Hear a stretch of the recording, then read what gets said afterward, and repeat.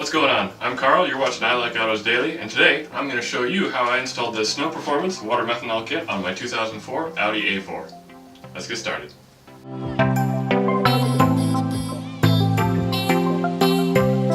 Alright, let's go over what you get in the box. Instruction manual. Nobody needs those.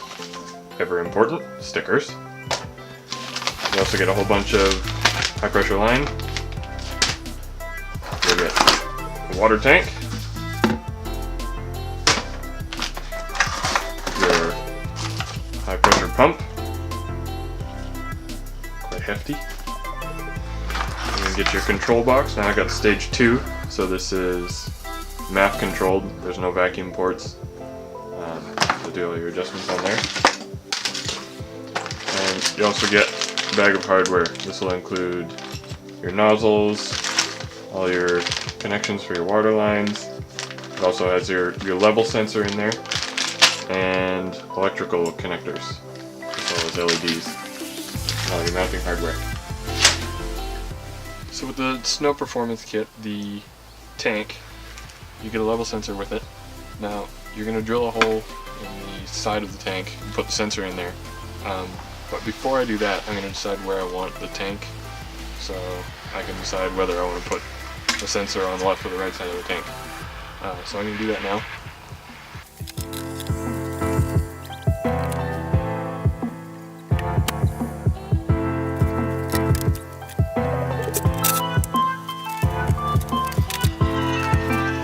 Okay, so after a little bit of screwing around out in the cold, I've decided that I'm just not going to use the Snow Performance tank. It's just not going to fit in there because of the Audi engine bay. You just can't get it in there. So what I'm going to do is I'm going to drill a hole into the windshield wiper tank and hopefully plumb it in that way.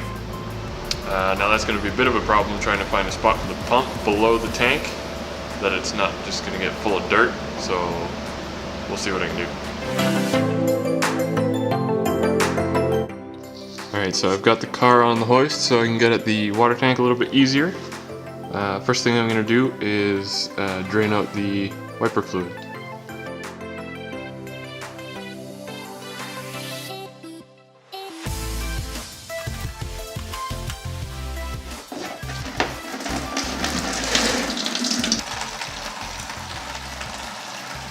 Alright, so now that I'm thoroughly coated in wiper fluid, I gotta decide where I'm going to put this pump.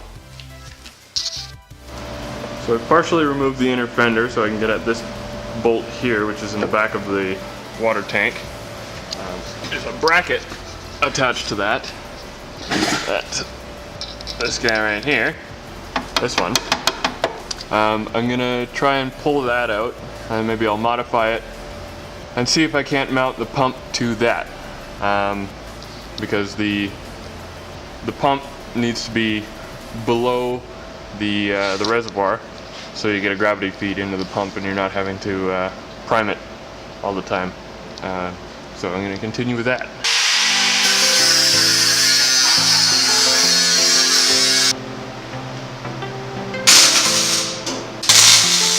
Ugh.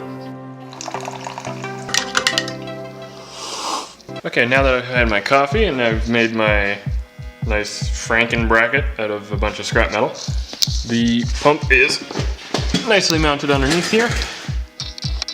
I'll probably have to do something later about dirt and junk getting in there, but for now, that'll be fine. So I think the next thing I'm going to do is try and hook up the water lines to the tank, and then I will install the injector up top. So that's all there really is for water lines. I've got one going from, I don't know if you can see that, going from the tank into the pump, and then one from the pump going up. This kit includes a check valve. So your check valve is going to go in between the pump and your nozzle. It's got a little arrow on it. That'll go with the direction of flow. So that'll point towards your nozzle. And I've just run that up to near the throttle body here. So the next thing to do would be to install the injector nozzle. Now that needs to go in the intake piping about 6 inches from the throttle body. I'm not going to be able to do exactly 6 inches because I've got silicone there. But what I'm going to do is I'll pull this intercooler pipe out, and then I'll probably just tap it in the side here, making sure that I've got enough room for the headlights still. And then on to wiring after that.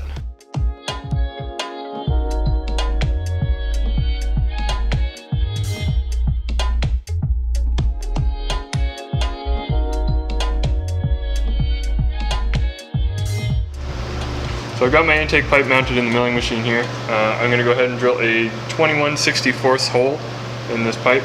Now that's slightly smaller than what they suggest in the manual, and that's only because this intake pipe is very thin walled. So I want this thing to sit flush and be tight inside the pipe. So I'm just going to go a little bit smaller. They suggest an 11/32, which would probably work, but rather be safe than sorry.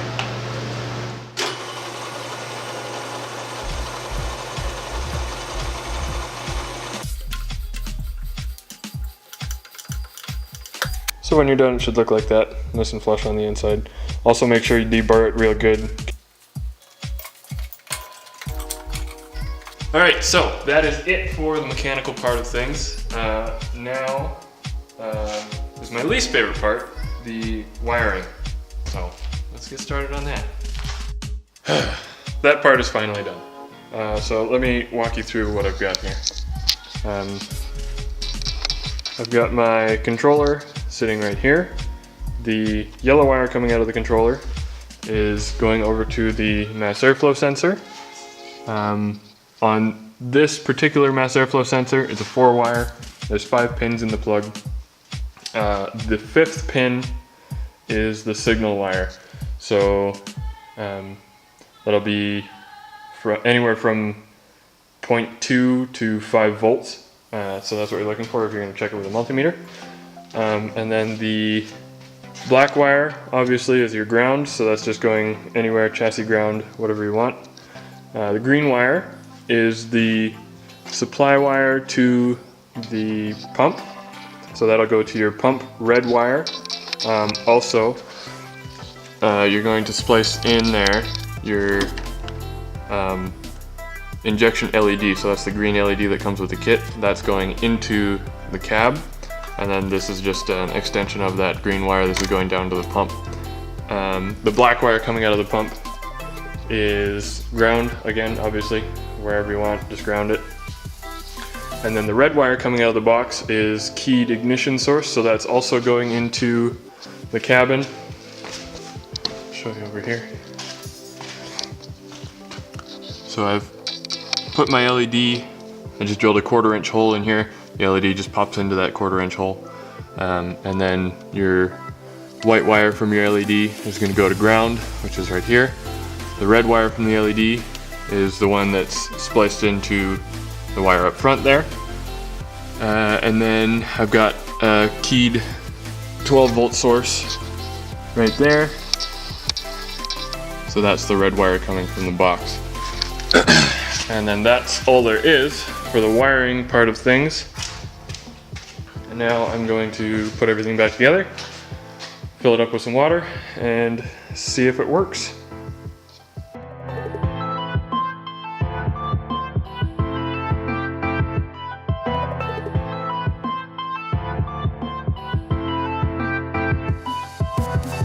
Now that the install part of things is done, it's time to fill it up. But what do you fill it up with? Well, I'm going to tell you. I'm going to be using a 50-50 mix of methyl hydrate and deionized water.